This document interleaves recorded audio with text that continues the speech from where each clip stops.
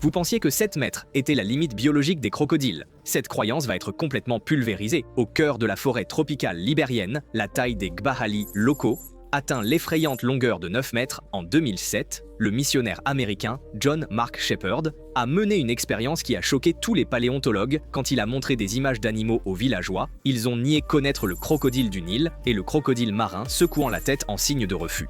Mais pour une créature préhistorique.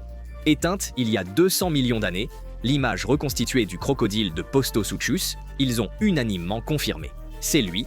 Plus troublant encore, le rapport officiel de décès de l'ONU a enregistré une attaque étrange. La victime a été sortie de l'eau et démembrée sur la terre ferme. C'est le mode de chasse unique du Postosuchus. Quand la science moderne rencontre une reconnaissance préhistorique, quand les archives officielles confirment d'anciennes légendes, un paradoxe temporel de 200 millions d'années émerge. Aujourd'hui, nous allons dévoiler cette énigme biologique inexplicable pour la paléontologie. Cette existence mystérieuse appelée gbahali. Est-ce une nouvelle espèce dans un angle mort scientifique ou un véritable monstre préhistorique ayant survécu jusqu'à nos jours dans la jungle africaine? Le 19 décembre 2007, le cryptozoologue américain Loren Coleman a ouvert un email qui a changé sa perception. Ce message venait du comté de Lofa, au nord du Liberia, qui venait de sortir d'une guerre civile sanglante de 14 ans. L'expéditeur, John Mark Shepherd, était un missionnaire américain fournissant une aide humanitaire sur place. Shepherd décrivait dans son email une créature mystérieuse dont les locaux parlaient souvent, le gbahali. Au fil de ses échanges avec les villageois, le portrait d'une bête terrifiante s'est dessiné. Les chasseurs locaux affirmaient avec conviction que les gbahali adultes atteignaient 9 mètres, bien au-delà du record de 7 mètres du crocodile marin. Dépassant même tout reptile moderne connu, les descriptions des villageois étaient détaillées et cohérentes. La gueule du gbahali, plus courte et robuste que celle du crocodile du Nil, remplie d'énormes dents avec une force de morsure visiblement impressionnante. Son dos, contrairement aux crocodiles ordinaires, n'avait pas 2 rangées d'écailles, mais 3 rangées de plaques osseuses en dents de scie de la tête à la queue. Ses 4 membres étaient longs, soulevant complètement son corps massif du sol, marchant efficacement comme un mammifère. Shepherd a lui-même découvert une scène de chasse présumée, un mouton dévoré, laissant une scène sanglante floue. Le guide lui dit: ce mode de chasse brutal est typique du Mokele Mbembe. Les poissons meurent dans l'eau. Face à ces descriptions étranges, Bod décide une expérience clé. Il télécharge des images de poissons, d'insectes et même d'animaux préhistoriques. Il les montre aux villageois. Quand le poisson-chat du Nil et le poisson-chat d'eau salée apparaissent, les villageois secouent la tête. Mais quand une image spéciale apparaît, la scène change dramatiquement. C'est une reconstitution du Postosuchus, qui vivait il y a 237-201 millions d'années, un prédateur du Trias tardif en Amérique du Nord. Selon les études fossiles récentes, long de 5 à 7 mètres, pesant 250 à 300 kg, fossiles trouvés uniquement aux États-Unis, en Arizona, au Nouveau-Mexique et en Caroline du Nord, le Postosuchus a toutes les caractéristiques du Mokele Mbembe légendaire, robuste et trapu, avec des dents acérées et surtout capable de se dresser sur ses pattes arrière avec un squelette adapté à la bipédie. En voyant cette image, les villageois s'exclament presque à l'unisson: c'est lui.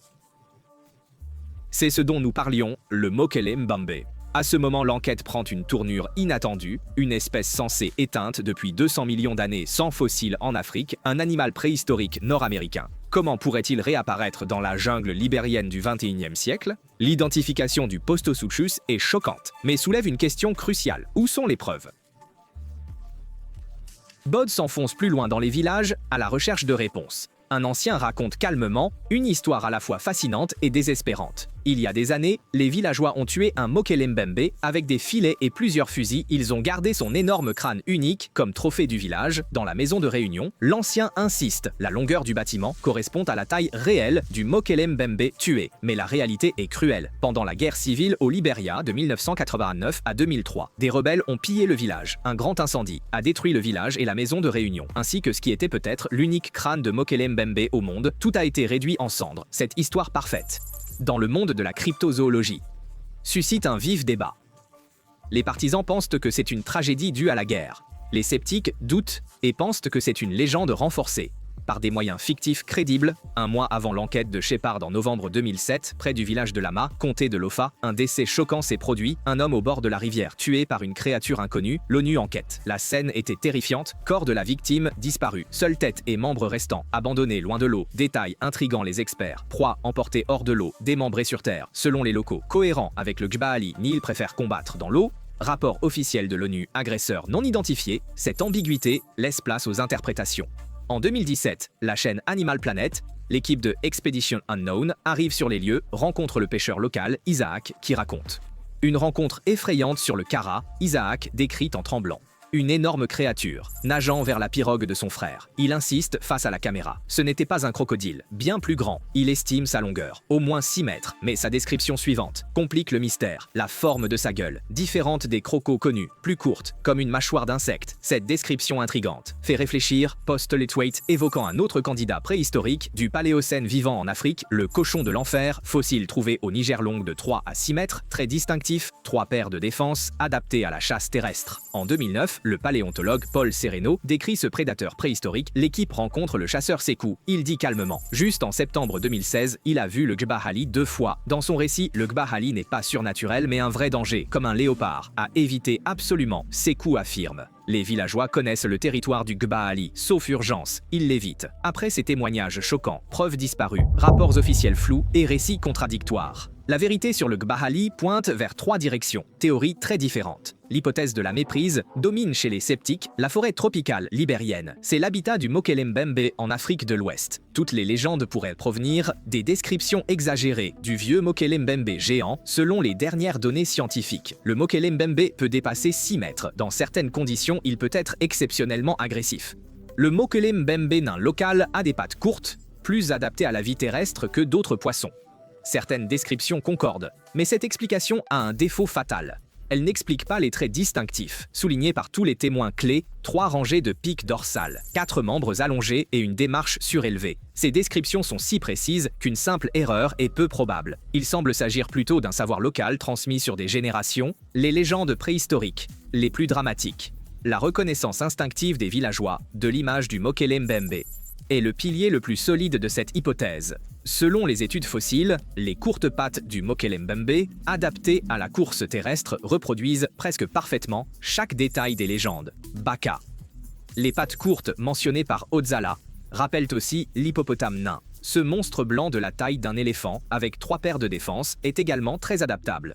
Dans ce refuge biologique moderne, pour les fossiles vivants, offrant une possibilité théorique. La biodiversité du Libéria est très riche. On y trouve encore des éléphants et chevaux. De grands mammifères comme l'éléphant de forêt ont été récemment confirmés, mais cette hypothèse fait face à un fossé spatio-temporel insurmontable. Les fossiles de Mokele Mbembe sont nord-américains. L'hippopotame nain vient d'Afrique du Nord. Entre eux et le Libéria moderne, il y a des millions d'années, voire des milliards d'années d'évolution et un énorme fossé géographique sans preuves fossiles africaines pour soutenir cette théorie locale. C'est un scénario de science-fiction fascinant. La théorie d'une nouvelle espèce offre la réflexion la plus équilibrée. Elle concilie les 2 théories précédentes. Elle admet que les témoins ont vu une créature vraiment différente, pas une simple erreur, sans recourir à l'explication dramatique d'un dinosaure ressuscité. L'écosystème de la forêt tropicale libérienne peut engendrer de nouvelles espèces. Selon la dernière enquête de l'UICN, rien que dans le parc national de Sapo, près de 500 espèces végétales sont répertoriées. Ce nombre continue d'augmenter. En 2009, dans cette forêt tropicale peu explorée scientifiquement.